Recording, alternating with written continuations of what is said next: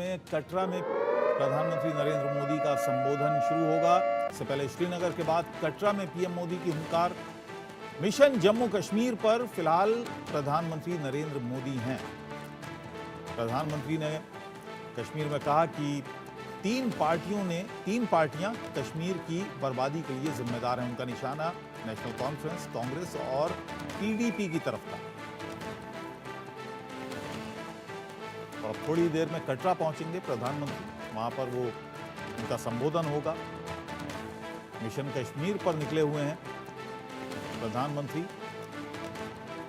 और तीनों ही बड़े दलों को उन्होंने निशाने पर लिया, कांग्रेस को भी, पीडीपी को भी और नेशनल कॉन्फ्रेंस को भी।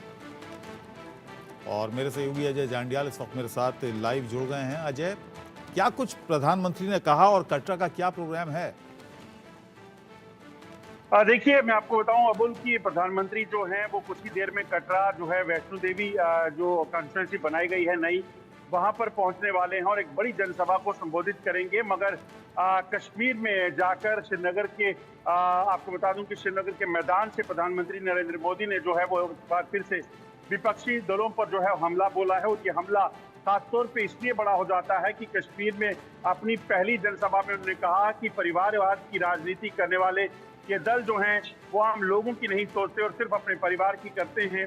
इसीलिए आप देखें तो उन्होंने कहा कि जम्मू कश्मीर में 10 सालों में उन्होंने क्या क्या काम किए हैं भारतीय जनता पार्टी की सरकार ने या फिर एलजी प्रशासन ने जो केंद्र सरकार के अधीन आती है वो काम किए हैं, उनको गिनाया है। और कहीं ना कहीं इस चीज़ पे उम्मीद जताई जा रही है कि जम्मू कश्मीर में भारतीय जनता पार्टी जो चुनाव लड़ रही है उसमें उनको जो है कश्मीर में कमल खिलाने का जो है वो एक इस बार मौका देंगे लोग।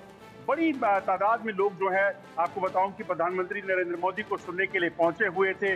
और ये कहीं ना कहीं बताता है कि कश्मीर में जो चुनावी हलचल है प्रधानमंत्री की इस जनसभा के बाद जो काफी तेज होने वाली है, क्योंकि लगातार नेशनल कॉन्फ्रेंस हो, पीडीपी हो या फिर आप देखें तो कांग्रेस जो है वो पिछले लंबे अरसे तक जो है वो जम्मू कश्मीर में शासन कर चुकी है। मगर अब जम्मू कश्मीर में 2014 के बाद जब बीजेपी केंद्र में आई उसके बाद उन्होंने पीडीपी के साथ जो है 2014 में गठबंधन किया जम्मू कश्मीर में सरकार बनाने को लेकर, मगर वो गठबंधन टूटा। और उसके बाद अब जब 10 सालों के बाद विधानसभा चुनाव हो रहे हैं उसमें आप देखें तो गृह मंत्री हो, प्रधानमंत्री हो, राजनाथ सिंह हो, नितिन गडकरी आज जम्मू कश्मीर में पहुंचे हुए हैं।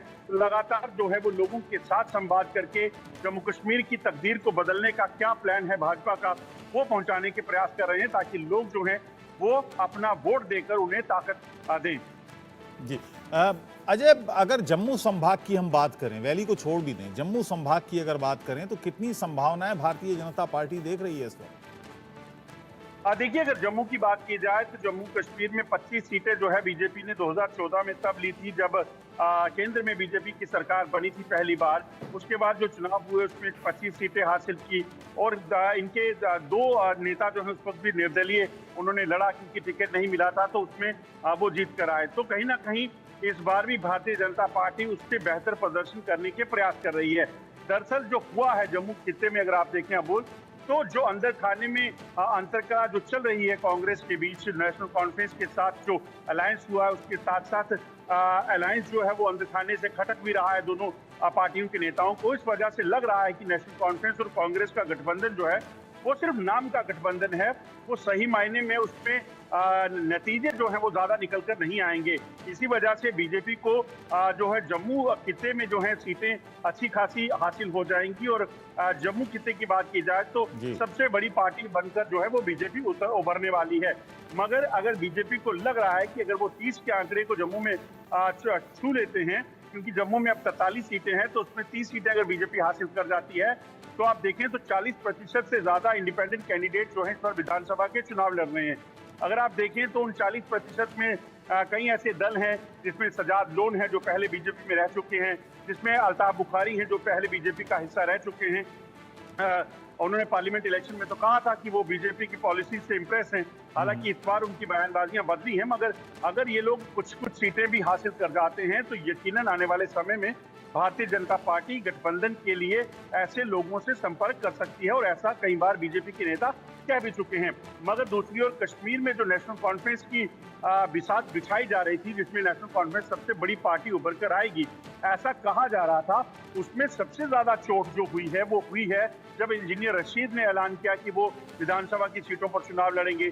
जब जमात के लोग जो हैं वो आकर चुनाव लड़ने लगे, उसके बाद कहीं ना कहीं जो सोच थी नेशनल कॉन्फ्रेंस की, पीडीपी की, उस पर कहीं ना कहीं एक बड़ा रोड़ा जो है उनको दिख रहा है। जिस कारण आप देखें तो अब पिछले कुछ समय में जो बयानबाजियां उमर अब्दुल्ला की हो, फारूक अब्दुल्ला की हो, महबूबा मुफ्ती की जो हो रही है, वो दर्शाता है कि कहीं ना कहीं उनको इस चीज की चिंता है कि इस ठीक है, चुनावों जब में बने रहिए, इस पर बात करेंगे आपसे आगे। फिलहाल प्रधानमंत्री ने जो कुछ श्रीनगर में कहा है वो भी जरा देख लेते हैं। श्रीनगर में प्रधानमंत्री नरेंद्र मोदी की जनसभा हुई, काफ़ी लोग यहाँ पर जुटे। प्रधानमंत्री नरेंद्र मोदी श्रीनगर जम्मू कश्मीर के मिशन पर हैं, चुनावी मिशन पर हैं। अभी वो कटरा पहुँचे। कटरा में वो एक जनसभा को संबोधित करेंगे, क्योंकि अभी नई सीट बनी है कटरा वैष्णो देवी, और बड़ी तादाद में वोटिंग के लिए लोग निकले। इसके लिए प्रधानमंत्री ने बधाई दी। किश्तवाड़ में 80% वोटिंग हुई, और अगर ओवरऑल देखें तो 60% से ऊपर ही वोटिंग पहले चरण के चुनाव में हुई है जम्मू कश्मीर में। आइए सुनते हैं श्रीनगर में क्या कुछ कहा प्रधानमंत्री ने अपनी रैली में। साथियों, जम्मू कश्मीर में इस वक्त जमहूरियत का त्योहार चल रहा है। कल ही यहां 7 जिलों में पहले दौर की वोटिंग शुरू हुई। पहली बार दहशतगर्दी के साए के बिना ये वोटिंग हुई। हम सभी के लिए ये बहुत खुशी की बात है, गर्व की बात है कि इतनी बड़ी तादाद में लोग वोटिंग के लिए अपने घरों से बाहर निकले। युवा हो, महिलाएं हो, बुजुर्ग हो, सभी ने खुले मन से वोटिंग की। कुछ दिन पहले जब मैं जम्मू कश्मीर आया था तो कहा था कि जम्मू कश्मीर की बर्बादी के लिए 3 खानदान जिम्मेदार है, और तब से दिल्ली से लेकर जम्मू कश्मीर तक ये लोग बौखलाए हुए हैं। इन 3 खानदानों को लगता है कि इन पर कोई कैसे सवाल उठा सकता है। इन 3 खानदानों को लगता है जैसे तैसे कुर्सी पर कब्जा जमाना और फिर आप सबको लूटना, ये इनका पैदाइशी हक है।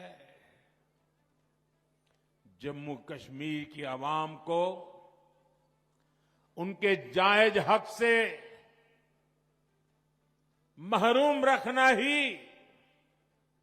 इनका सियासी एजेंडा रहा है। इन्होंने जम्मू कश्मीर को सिर्फ तशद्दुद यानी डर और इंतशार यानी अराजकता ही दी है। लेकिन अब जम्मू कश्मीर इन 3 खानदानों में के शिकंजे में रहने वाला नहीं है। अजय, अभी थोड़ी देर पहले आप कह रहे थे 40% से ज्यादा निर्दलीय उम्मीदवार हैं। 219 उम्मीदवार थे इन 24 सीटों पर टोटल, जिसमें से 42% के करीब निर्दलीय उम्मीदवार। और इस वक्त पीडीपी भी, कांग्रेस भी, अगर मैं घाटी की बात करूं कि तीनों ही पार्टियां जो प्रमुख पार्टियां हैं वो ये नैरेटिव बनाने में लगी हुई थीं कि साहब ये जितने भी निर्दलीय हैं, जितने भी जो इंजीनियर रशीद की पार्टी से लोग खड़े हैं या जमात से खड़े हैं, ये सब एक तरह से बीजेपी के प्रॉक्सी हैं और बीजेपी ने घाटी में खुद चुनाव ना लड़ने का फैसला लिया और इनको आगे कर दिया। इस नैरेटिव को बनाने में कितनी कामयाब हुई ये तीनों पार्टियां और क्या असर देखने को मिलेगा इसका? देखिए, एक चीज तो समझना होगा अबुल की एक ये जो बयानबाजियां जो कर रहे हैं, अगर इनकी बयानबाजियों पे इतना असर होता तो इंजीनियर रशीद जब इंडिपेंडेंट कैंडिडेट होते थे, लंगेट से विधायक बने थे, तब वो जीते नहीं।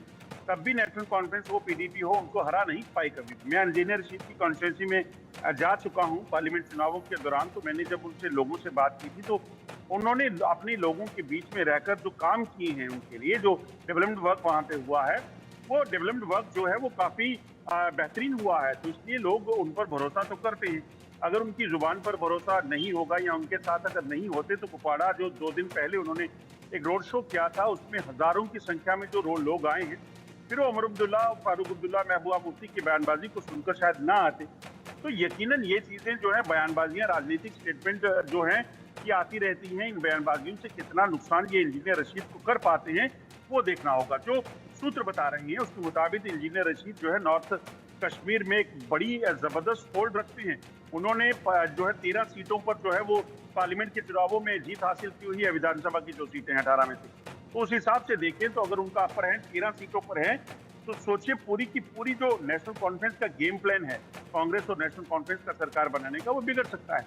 जो इनपुट चल रहा था पिछले दिनों, ये जो चर्चे चल रहे थे कि नेशनल कॉन्फ्रेंस को जो है कश्मीर में एक अपर एज रहेगा जी, उनको जो है कहीं ना कहीं लोग पसंद करेंगे, उनको वोट सीटें मिल सकती हैं।